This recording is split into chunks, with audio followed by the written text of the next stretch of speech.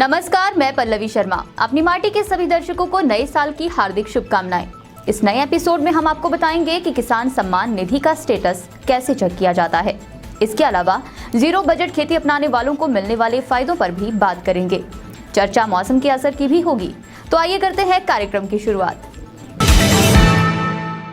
हिमाचल में 1.5 लाख किसान प्राकृतिक खेती से जुड़ चुके हैं। इस खेती से जुड़ने वाले किसानों को कई तरह की सुविधाएं दी जा रही हैं। इस खेती से किसान कैसे जुड़ सकते हैं, इसी का जवाब छिपा है हमारी इस खास रिपोर्ट में।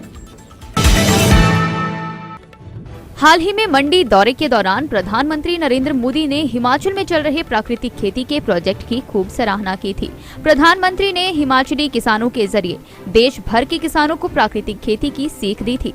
इसी के चलते अपनी माटी टीम ने इस बार हिमाचल में जारी प्राकृतिक खेती पर जानकारी जुटाई है। हमारे सीनियर जर्नलिस्ट जयदीप रिहान ने इस प्रोजेक्ट के बारे में प्रोफेसर अशोक सरियाल से बात की। प्रोफेसर सरियाल कृषि विश्वविद्यालय के पूर्व कुलपति हैं। उन्होंने विस्तार से प्राकृतिक खेती के फायदे गिनाए। उन्होंने सब्सिडी से लेकर कई बातों पर जानकारी दी। आइए देखते हैं क्या कह रहे हैं प्रोफेसर अशोक सरियाल। किसान भाइयों एवं बहनों, नमस्कार। आज हम गुजरात में प्राकृतिक खेती पर हुए राष्ट्रीय सम्मेलन से संबंधित चर्चा करेंगे। 16 दिसंबर 2021 को गुजरात में प्राकृतिक खेती पर राष्ट्रीय सम्मेलन हुआ, जिसे हमारे प्रधानमंत्री जी संबोधित करते हुए किसानों से आह्वान कर रहे हैं कि अब उन्हें खेती की नई चुनौतियों और नई आवश्यकताओं के अनुसार अपने आप को ढालना है। आज़ादी के बाद 60 के दशक में रसायनों और उर्वरकों की महत्वपूर्ण भूमिका रही है, लेकिन रासायनिक कीटनाशकों और आयातित उर्वरकों से खेती की इनपुट की लागत बढ़ी है और स्वास्थ्य संबंधी समस्याएं भी उज्जवल हुई हैं। अब समय है हमें खेती को केमिस्ट्री लैब से निकालकर प्राकृतिक की प्रयोगशाला से जोड़ना होगा, यानी बैक टू बेसिक। जो हमारी पारंपरिक खेती पद्धति है उस पर अनुसंधान करने पर जोर देना होगा।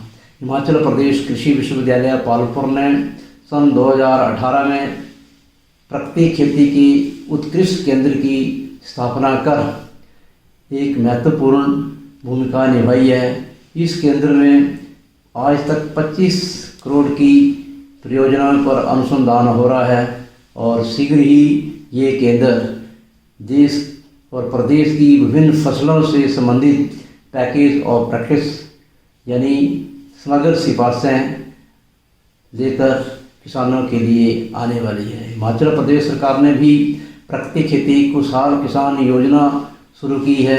इस योजना के अंतर्गत किसानों को प्राकृतिक खेती पर प्रशिक्षण दिया जा रहा है। जो किसान प्राकृतिक खेती पर प्रशिक्षण ग्रहण कर रहे हैं उन्हें 25,000 रुपये की अनुदान राशि देसी गाय की नस्ल खरीदने के लिए और साथ में गौशाला का नालीकरण और जीव अमृत घन जीवामृत बनाने के लिए ड्रम जो प्रयोग में होंगे उसके लिए भी अनुदान राशि प्रदान की जा रही है।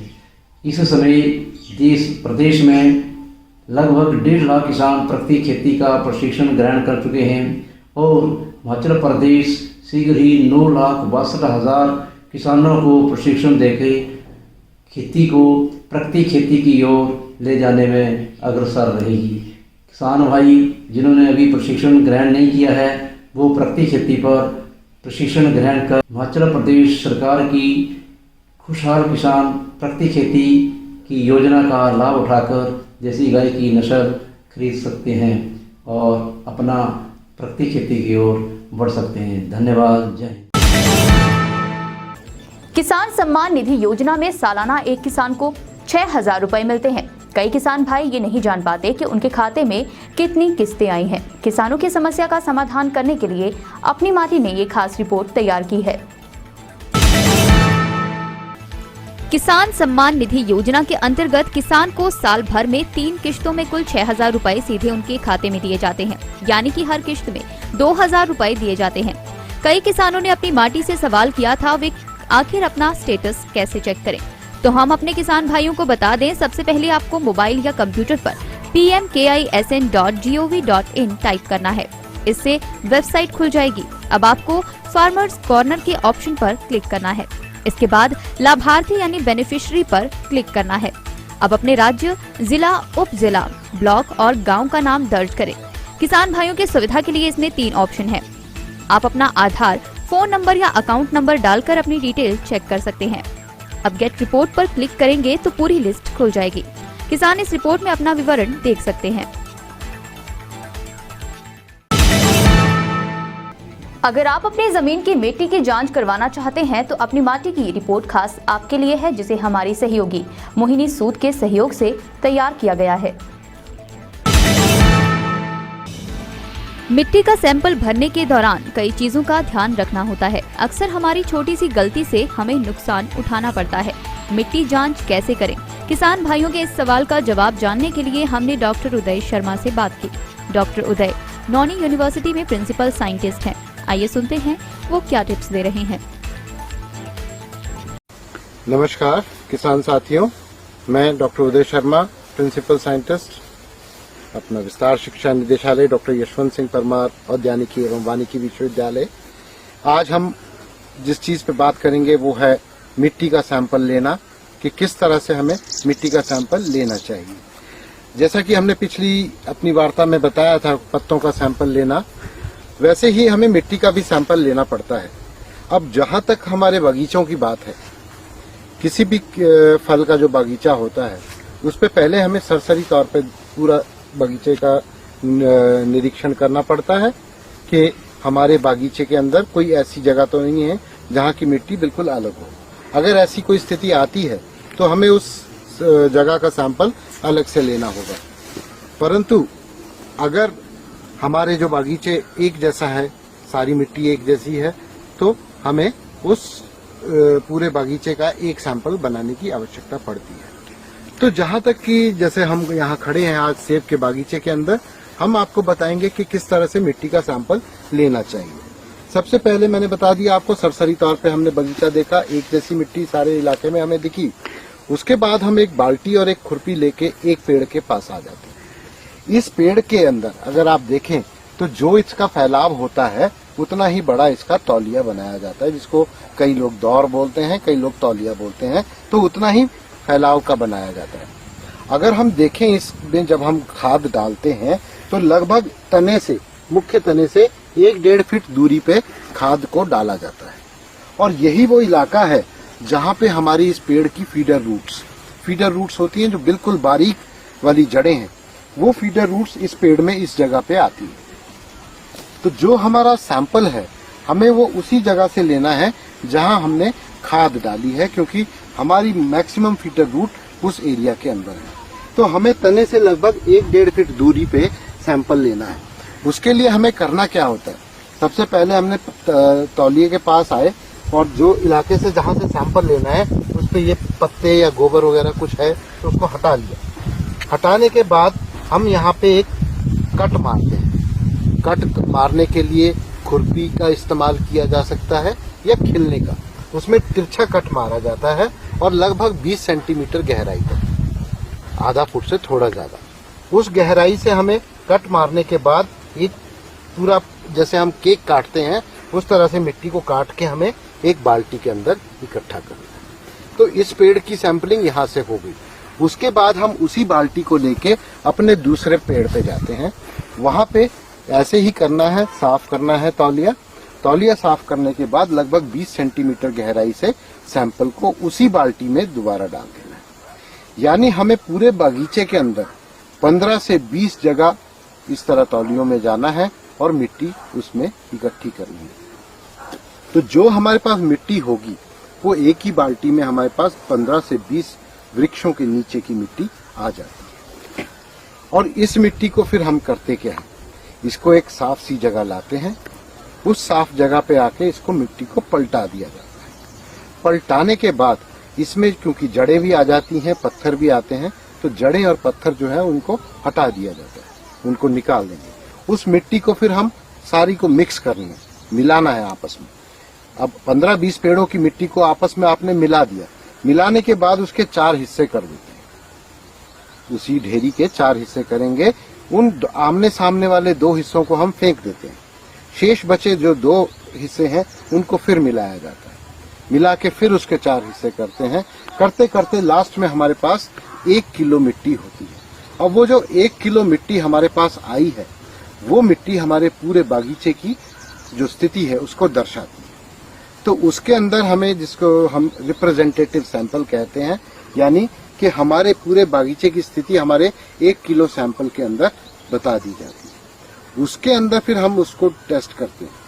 लेकिन अगर हमारे बागवान भाई, किसान भाई कहीं दूर रहते हैं, तो उस मिट्टी को करना क्या है, एकदम से किसी प्लास्टिक की थैली में कभी भी बंद नहीं करना, क्योंकि प्लास्टिक की थैली के अंदर मिट्टी में से जो नमी निकलती है उससे बदलाव आने शुरू हो जाते हैं। तो उसको, मिट्टी को हमें किसी छायादार स्थान पे, बिल्कुल सूखे में छायादार स्थान पे सुखाना है, हवा में।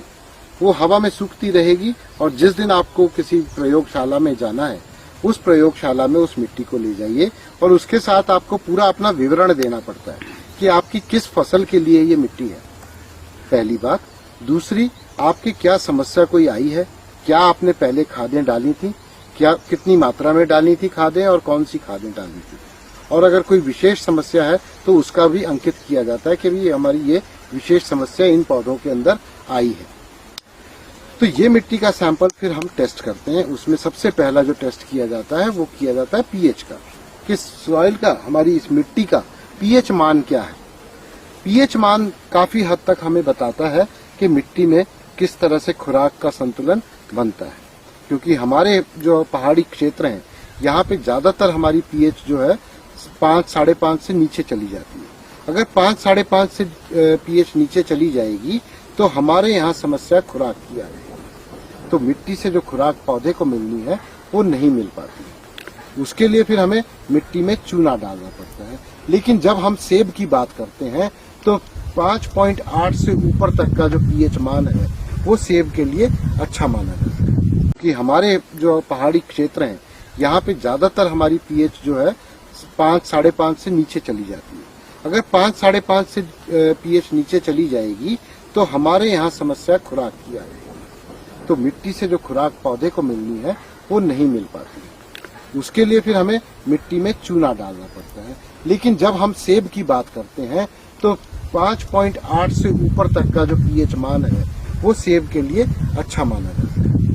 5.8 से जब नीचे जाती है तभी हम सेब में चूना डालने की बात करते हैं, अन्यथा हमें 5.8 पीएच मान तक कोई चूने की आवश्यकता नहीं होती। इसी तरह हमें नाइट्रोजन, फास्फोरस, पोटाश, अलग अलग जो हमारे पोषक तत्व हैं उन सब की मात्रा देखते हैं।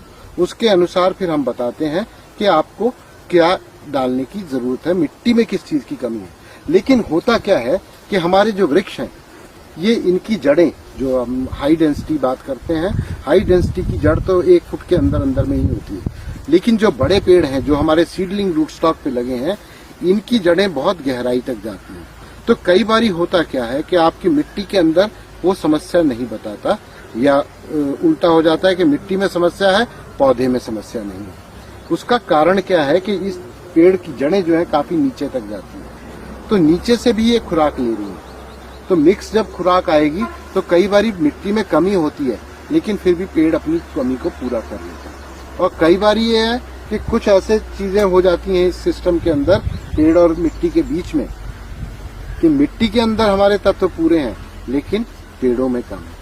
इसलिए हम हमेशा बोलते हैं कि जहां का आप मिट्टी का सैंपल टेस्ट करा रहे हैं, वहां जुलाई अगस्त के अंदर पत्तों के सैंपल भी टेस्ट करा लें।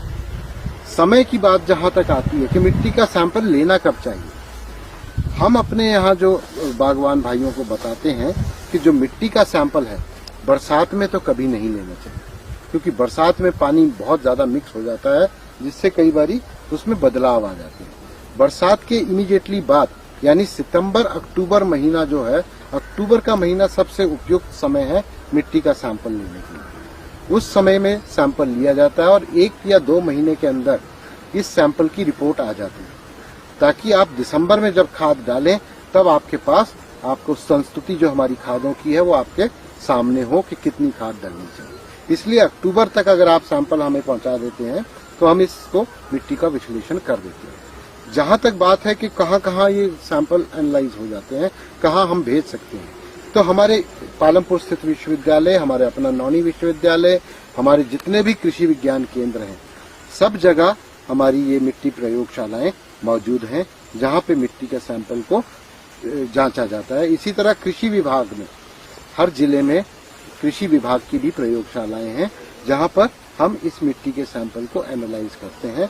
और इसीलिए करते हैं कि कहीं हमारे किसान भाई गलत खाद का उपयोग करके उसमें कोई नुकसान न कर बैठे, चाहे आर्थिक रूप से, चाहे पौधे को कोई नुकसान न पहुंचे। इसलिए मिट्टी का सैंपल जरूर टेस्ट कराना चाहिए। धन्यवाद।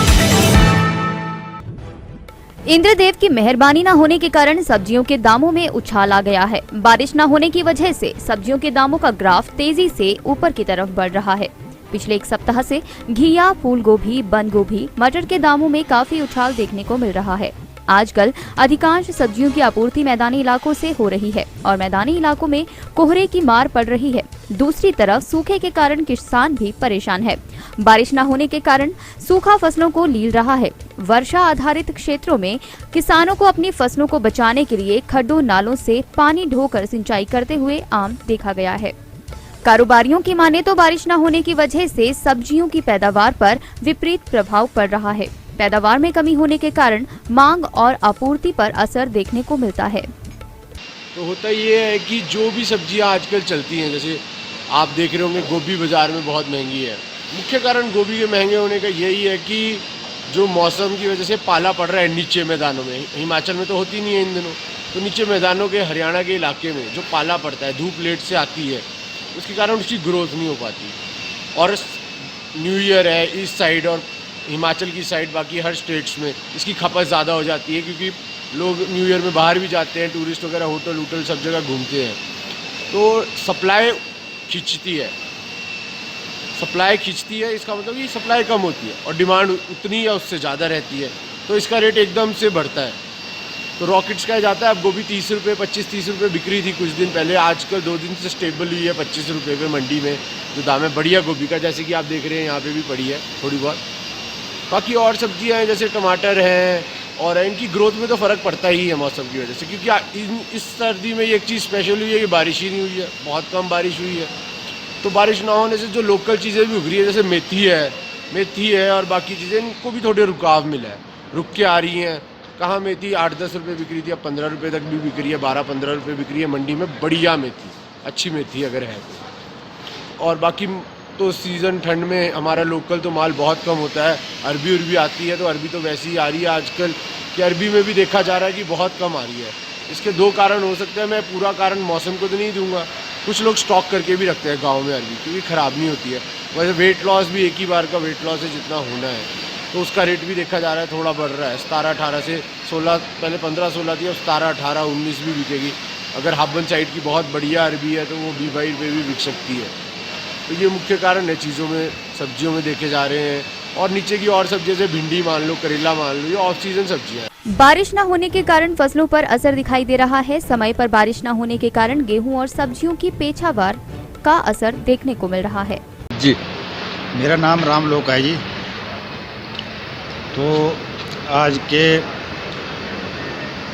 सूखाग्रस्त की वजह से बारिश नहीं हो रही, मतलब काफ़ी जो है खेती में भी नुकसान है। जी जी। और जैसे गेहूं होगी, आम सब्जियां होगी, तो बारिश की ना होने की वजह से मतलब काफ़ी नुकसान है। हाँ जी, गेहूं हो गया, बाकी सब्जियां जैसे कोई भी गोभी हो या टमाटर हो या कोई भी चीज़ है, मतलब जैसे, हाँ जी। इसके किस तरह का नुकसान हो रहा है बारिश न होने की वजह से? जैसे गेहूं में भी मतलब बारिश की पानी की वो है ना, कमी आ जाती है, तो इसलिए जो नुकसान, अगर बारिश हो जाए तो थोड़ी फसल थोड़ी अच्छी और हो जाए। जैसे सब्जियां हैं, इनमें भी बिना बारिश से बहुत मुश्किल है। धन्यवाद। और चलते चलते में किसान भाइयों के लिए विशेष जानकारियां। नए साल में किसानों को मिलेगा तोहफा, किसान सम्मान निधि की अगली किस्त हुई जारी। हिमाचल में बीमार पशुओं का इलाज करने आएगी एम्बुलेंस, पशुपालन विभाग देगा सुविधा। मटौर से भंगवाड़ तक 4 लेन में कम मुआवजे का मसला उठा, कांगड़ा के विधायक ने जताया रोष। बागबानों को इस बार सर्दियों में मिलने वाले पौधों के चुकाने पड़ सकते हैं ज्यादा दाम। अपनी माटी की आज के एपिसोड में बस इतना ही। देखते रहिए दिव्य हिमाचल टीवी।